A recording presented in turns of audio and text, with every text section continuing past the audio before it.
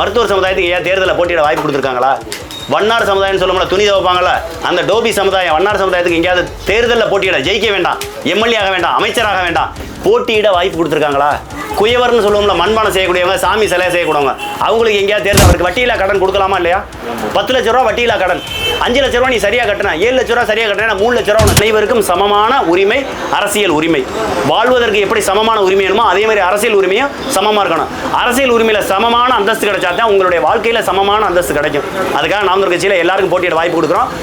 இது வரைக்கும் முடி திருத்தம் செய்யக்கூடிய மருத்துவர் சமுதாயத்துக்கோ வண்ணார் சமுதாயத்துக்கோ உள்ள வரலாமா? ஷூவோட என்னால் முடியலை, ரொம்ப அசதியாக இருக்குது, கொஞ்சம் நேரம் உட்காந்துட்டே பேசுகிறேன். ஆனால் இது வரைக்கும் தமிழ்நாட்டில் திராவிட கட்சிகள், தேசிய கட்சிகள், அதாவது பிஜேபியோ காங்கிரஸோ திமுக அதிமுகவோ இல்லை அதோட கூட்டணி கட்சிகளோ ஒரு நபருக்கு சீட்டு கொடுக்குறதுனா என்ன காரணத்துக்கான சீட்டு கொடுப்பாங்க?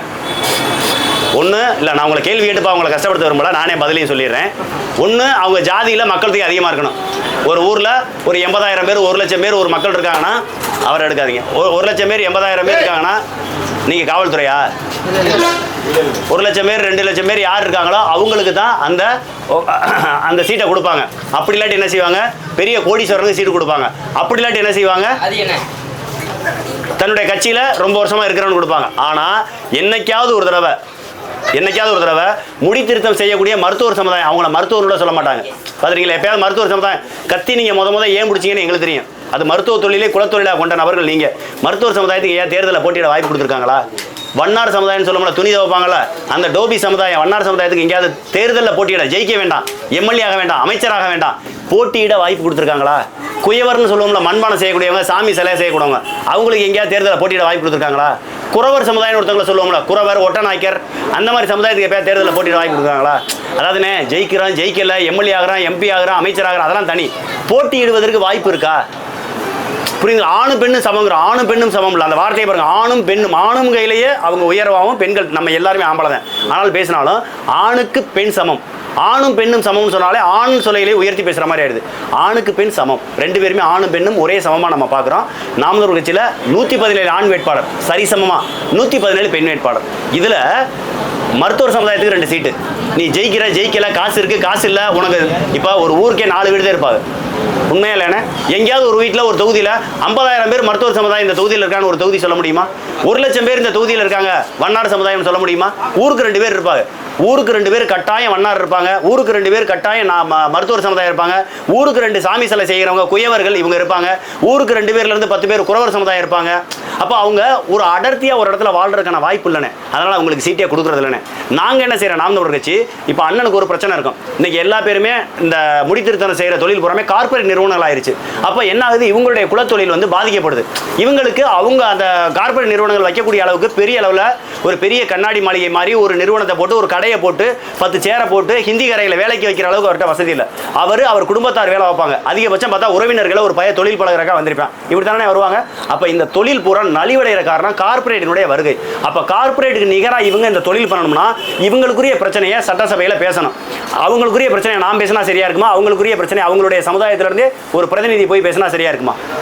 நான் சொல்ல வர புரியுதா? ஏன் நாம் தமிழர் கட்சி இவர்களுக்கான ஒரு வாய்ப்பை கொடுக்குதுன்னா, அந்த சமுதாயம் சார்ந்த நபர்கள் வந்து அவர்களுடைய கஷ்டத்தை பேசும்போது ரத்தமும் சதையுமாக அவர்கள் தினசரி அனுபவிக்கக்கூடிய கொடுமையை அவங்க பேச முடியும். இந்த நபர் காலையில் 6 மணிக்கு கடை திறந்தார்னா நைட்டு 11 மணிக்கு கடை அடைக்கிற வரையும் நின்றுக்கிட்டே இருக்கணும்.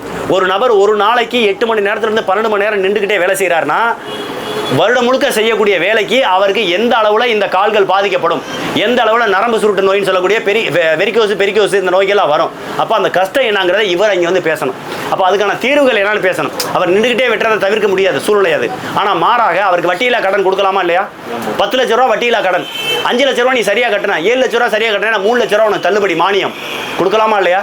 அப்போ அந்த பிரச்சனைகளை யார் பேச முடியும்? இவங்களுக்குன்னு ஒரு வாரியம் அமைக்கிறதுக்கு யார் பேச முடியும்? இவங்களுக்குன்னு ஒரு கூட்டுறவு சங்கம் அமைக்கிறதுக்கு யார் பேச முடியும்? நான் பேசலாம், மாற்று கருத்தில் நான் பேசலாம். ஆனால் நான் எப்படி பேச முடியும்? என்னுடைய குலத்தொழில் விவசாயம். நான் விவசாயத்தை பற்றி பேசுகிறது சரியாக இருக்கும். நான் முடித்திருத்தம் செய்கிறது மாதத்தில் ஒரு தடவை நான் போய் உட்காந்துருப்பேன் முடித்திருத்தம் செய்ய. இனிமேல் இது 2 தடவை போனால் தான் டை அடிக்கிறதுக்கு நான் டை அடிக்கல. இனிமேல் ஒரு வேளை டை அடிக்க போனால் மாதத்தில் 2 தடவை போகலாம். புரியுதுங்களாண்ணே? மாதம் 2 முறையோ 1 முறையோ மட்டும் நான் சலூன் கடைக்கு போய் அவங்களுடைய கஷ்டத்தை நான் எப்படி சட்டசபையில் பிரதிபலிக்க முடியும்? வருடம் முழுக்க அவங்க படுற கஷ்டத்தை அவங்க பிரதிநிதிகள் வந்து சட்டசபை சட்டசபையில் பேசினாதே சரியாக இருக்கும். மற்ற கட்சிகளில் மருத்துவர் சமுதாயத்துக்கும் நான் சொன்ன மற்ற சமுதாயங்களுக்கு போட்டியிடுவதற்கு கூட வாய்ப்பு கிடைச்சது இல்லை. ஆனால் நாம் தமிழர் கட்சி இன்னைக்கு இல்லை, இந்த தேர்தல் மட்டும் இல்லை, 2016 வாய்ப்புகள் கொடுக்குது. 2016 இந்த சமுதாயங்கள் போராடுறாங்க, போட்டியிடுறாங்க. ஆக நாம் தமிழர் கட்சி தான் இங்கு அடிப்படை மாற்றம், அரசியல் மாற்றத்தை செய்கிறோம். அனைவருக்கும் சமமான உரிமை, அரசியல் உரிமை. வாழ்வதற்கு எப்படி சமமான உரிமை வேணுமோ அதே மாதிரி அரசியல் உரிமையும் சமமாக இருக்கணும். அரசியல் உரிமையில் சமமான அந்தஸ்து கிடைச்சா தான் உங்களுடைய வாழ்க்கையில் சமமான அந்தஸ்து கிடைக்கும். அதுக்காக நாம் தமிழர் கட்சியில் எல்லாருக்கும் போட்டியிட வாய்ப்பு கொடுக்குறோம். நான் இந்த தொகுதியில் நாம் தமிழர் கட்சி சார்பாக விவசாய சின்னத்தில் போட்டியிடுறேன். நான் பேசினதில் சரியாக இருந்தால் நீங்கள் ஓட்டு போடுங்க. மற்ற எல்லா கட்சிகளையும் பாருங்கள், எங்கள் கட்சியும் பாருங்கள். மற்ற கட்சிகள் கொடுக்குற வாக்குறுதியும் அவங்க சொல்லக்கூடிய பிரதிநிதித்துவத்தையும் பாருங்கள். நாங்கள் கொடுக்குற பிரதிநிதித்துவத்தையும் உங்களுக்கு கொடுக்குற முக்கியத்துவத்தையும் பாருங்கள். இந்த காணொலி வாயிலாக நான் பேசுறது உங்கள்கிட்ட மட்டும் இல்லை. இந்த காணொலியை பல லட்சம் இளைஞர்கள், பல லட்சம் மாணவர்கள், உலகமெங்கும் இருக்கக்கூடிய இந்த முடித்திருத்தம் செய்யக்கூடிய மருத்துவர் சமுதாயம் பார்ப்பாங்க. அவங்களுக்கு ஒரு ஓர்மை கிடைக்கணும். அவங்களுக்குரிய பிரதிநிதிகள் சட்டசபைக்கு போகணும், பாராளுமன்றத்துக்கு போகணும். மறந்துடாதீங்க, வாக்களிங்க. விவசாய சின்னம். உங்கள்கிட்ட உட்காந்து பேச நினைக்காதீங்க, முடியலை. காலையிலேருந்து இந்த ஏரியா பூரா அலைகிறான், ரொம்ப கஷ்டமாக இருக்குது, அசந்துட்டான். இந்த இதில் இருக்கக்கூடிய பாருங்களேன், இதில் இருக்கக்கூடிய ஃபோட்டோவுக்கும் எனக்கு சம்மந்தமே இருக்காது. அந்த அளவிற்கு தினசரி காலையில் 6 மணிக்கு பிரச்சாரம் ஆரம்பிக்கிறோம், இரவு 10 மணி வரைக்கும் பிரச்சாரம் பண்ணுறோம். உட்காரலண்ணே, நன்றி, கேட்டதுக்கே நன்றி. என்னால் முடியல. தண்ணி இருக்கா குடிக்க? தண்ணி இருந்தால் கொடுங்க. ரொம்ப கஷ்டமாக இருக்குண்ணே, அலைகிறோம். ஒன்றும் அலைகிறேன், எங்கிட்ட ஒன்றும் அலைகிறேன். இந்த தண்ணி பாட்டில் வரையும் முடியாக இருக்குது பாருங்கள்.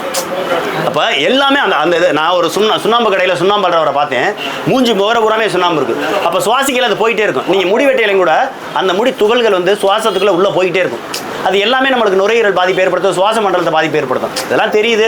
இருந்தாலும் இதுக்கான தீர்வு ஒன்றும் இல்லைண்ணே. என்னை கார்பரேட் வந்துட்டேன், அவங்கள்ட்ட தப்பிச்சு உங்கள் தொழிலை பண்ணுறதே பெரிய கஷ்டம்ண்ணே.